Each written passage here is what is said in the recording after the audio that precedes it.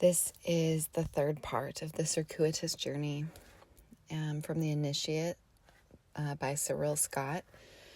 I might read more than just the third part because it's not that long. Might go into the fourth part. We'll see how far I get. Okay.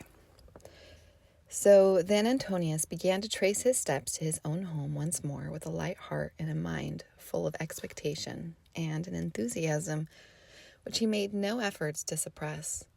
And as he walked along, plunged in his own felicitous meditations, suddenly a thought darted like an arrow into his brain, causing him for a moment to feel as if all his project had burst like a bubble floating in the air.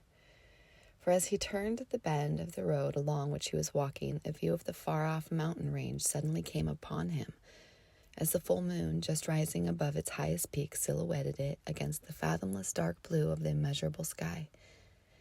And he said to himself, "Surely I am mad to think I can ever ascend to that cloud-kissing height, where certainly to my knowledge no footstep has ever trod, and no traveler has returned to tell his tale. And surely that beggar must have been laughing at me in his heart, the more so as he gave me no direction how to discover the way, telling me only of the conditions under which I was to journey instead. And did I not let that mysterious old mendicant depart without exacting a promise that he would return and enlighten me further how to proceed?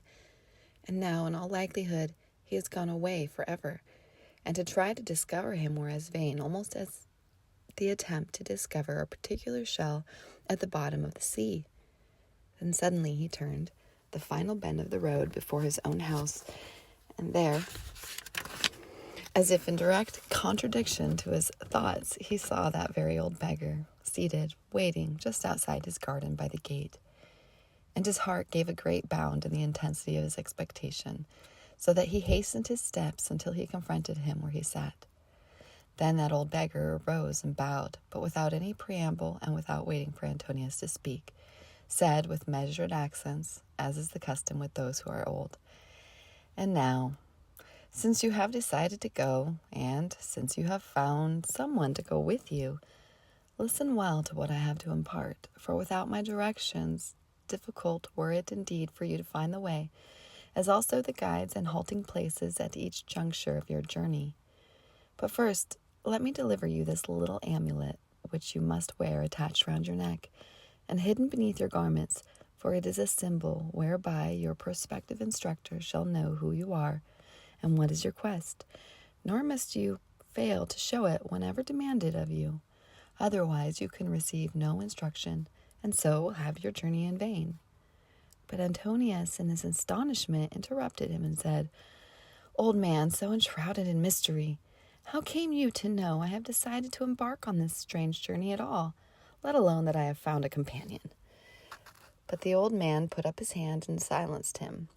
"I have no excess of time for the solving of idle questions. So take this amulet, as I have said, and listen further to what I have to impart." So Antonius took the amulet from his hands, and he continued immediately. "And now learn that your first destination is a village lying on yonder lowest slope at the foot of the two great overhanging rocks, which you will discern on your approach after a day or so of journey on foot. And at the very last house at the further end of that village, which you must know consists of but one long street, you will knock, and the owner of the house will receive you and instruct you further how to proceed. But take with you but little in the way of money, and wear but modest apparel, looking as a beggar rather than as a wealthy man. And of servants you must take none at all, but only a weapon to guard yourself against attack, and a staff to assist you in your ascent. And now, farewell. May the gods guide you and protect you on your way." And without another word or look, that old beggar turned and was gone round the bend on the road and out of sight. Then Antonius, tantalized by perplexity on the one hand, yet utterly convinced as to that old man's integrity on the other, turned into his gate, and so into his house, determined to set out on his journey without protracted delay. And he called to his servants, saying, "I am soon about to travel for a while on some business of importance to myself, not knowing how long it will be before I shall return. But as during my travels I shall be the guest of friends, I therefore desire to take no servants with me, intending to journey without baggage and retinue and encumbrance of any kind, and I have fixed the day after tomorrow for the day of my departure." Then, having said this and partaken of the supper that was awaiting him, he went to bed and slept far into the dawn, dreaming of that mysterious old sage, and Palamedes, and Cinara, and the snow-capped mountains all in one, as is the way of dreams. Part 4. And on the appointed day, Antonius and Cinara set out on their journey together, for he had dispatched a message to her respecting their meeting place and the hour of setting forth. Nor had he failed to take a farewell of Palamedes in his villa by the sea, deeming, who knows, a long separation might be between them, or even one that would never have an end at all. And so those two wayfarers plodded for many hours along the dusty roads, now resting, now walking on again, now taking a little refreshment at a wayside inn, or throwing themselves on the grass for repose by the edge of a stream. And sometimes they bathed their hot and aching feet in the cool waters of a river, splashing their faces to wash away the dust and sweat engendered through the burning sun. And yet, as Antonius grew more tired with passage of time, he thought to himself, "Woe is me for my folly in choosing to travel thus without horse or servant, like a beggar, dragging my legs after me as if they were stones, increasing in weight at every step. And here am I, with all my wealth, because of the babbling of an old beggar man, leaving everything of comfort behind, and going in search of I hardly know what."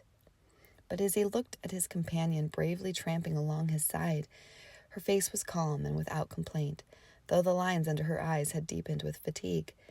And in response to his look, she smiled with a smile in which weariness and encouragement, as it were, seemed blended in one. But she did not speak, for she was too tired to find any words to say. And Antonius thought to himself, if I could but love her as she loves me. My road were disburdened of much of its weariness and brightened by so small a thing as a smile, as hers seems to be brightened by my even taking notice of her at all. For she must have a noble heart to place such implicit faith in me and love me these long years, even through the glamour of so many other amours. And if she were not so fated, who knows, I might have loved her a little in return. And he looked again at her, but this time smiling with a kindliness in his glance he had not shown hitherto, so that, as she smiled back at him with a furtive joy in her eyes, he felt he could play on her soul as the hand of a bard plays on his lyre, seeking to bring forth joyful sounds. And straightway a thought shot into his mind which made him very glad, for he said to himself, "Have I got a new game to play which will while away the hours of my tramping, and so bring me all the quicker to my destination? And the very simplicity of the game is half the attractiveness, in that it can be played anywhere almost, and not only between my present companion and myself. And yet it is strange that I never thought of it before, that the look in the eyes of a jaded girl who loves me, yet whom I cannot pretend to love in return, should be the very first to open my eyes to its existence. Although, had it been otherwise, and had I loved her in return, most likely all of it would have escaped my mind, intoxicated as it would be with love and passion, and hence blind to the subtler things of the heart. And now I will look at her again with a glance even kinder than before, and take note of her response, for somehow or other to give her a little joy, and watch its effect on her countenance, give me not only a little joy in return, but opens the shutters of my heart, as it were, to let in a tiny beam of some vast, immeasurable, and mysterious ocean of joy vibrating outside." And he looked at her once again, this time with a smile of compassion, and taking her arm to help her climb the little ascent of the road on which they walked. She turned to gaze upon him, mingled with gladness, affection, and gratitude, pressing his arm a little against her body in response, but uttered no word. And he said solicitously, "When we get to the top of this incline, we will rest a while before going on to yonder village, and seek an inn to shelter us for the night. For thou hast walked far enough and done thy task bravely, and without a murmur, even though the heat has been very intense, and the day is interminably long. But now I feel the cool breeze springing up from the sea over there on the right, and we have reached higher ground, as thou can see, and I hope thy limbs, as mine, are beginning to feel a little lighter in consequence, for the air is freer up here on the hill among the pines. And she answered him, Truly, the weariness of my limbs is almost forgotten in the lightness of my heart. And even if weariness seems to chain my feet to the earth, my spirit is free, and has cast off chains far heavier than any that can bind my body. And all this I owe unto thee, seeing that thou didst choose me as a companion out of others more suited to go with thee on thy strange venture. And he said, Not so, for as to this I would not delude thee, in that every one of those others laughed me to scorn, and utterly refused to go. And thus, had it not been for thee, I could not have gone at all, and must needs have given up my project altogether.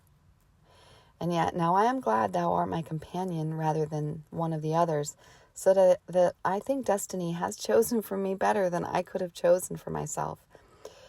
For where could I find a comrade so long-suffering and trustful as thee? And who knows but much of my instruction will not come from thee also, since this journey is none other than a journey of knowledge, and every factor therein has its message for him who is perspicacious enough to understand. And she looked at him with a gaze of such dulcitude in return that for a moment her fadedness was eclipsed by the deep soulfulness of her eyes, so that he thought within himself, Who knows but that I may still love her a little after all, for though she be faded, her eyes are inexpressibly tender, and her voice as soft as ever it was before. And he pressed her arm a little tighter and helped her tenderly to the top of the hill.